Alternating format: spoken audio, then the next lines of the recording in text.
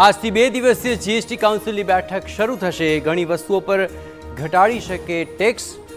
250 થી વધુ વસ્તુઓ 5% સ્લેબમાં લાવી શકે।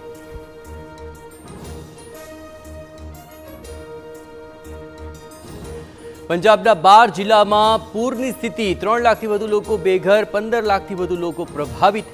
1000 થી વધુ ગામો પૂરની ઝપેટમાં।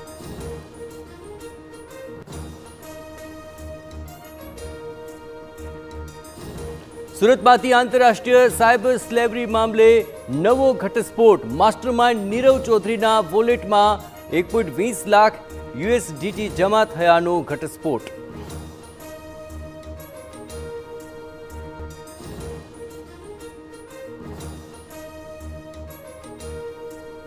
જામનગરમાંથી મળી આવ્યો અખાદ્ય ઘઉંનો લોટ।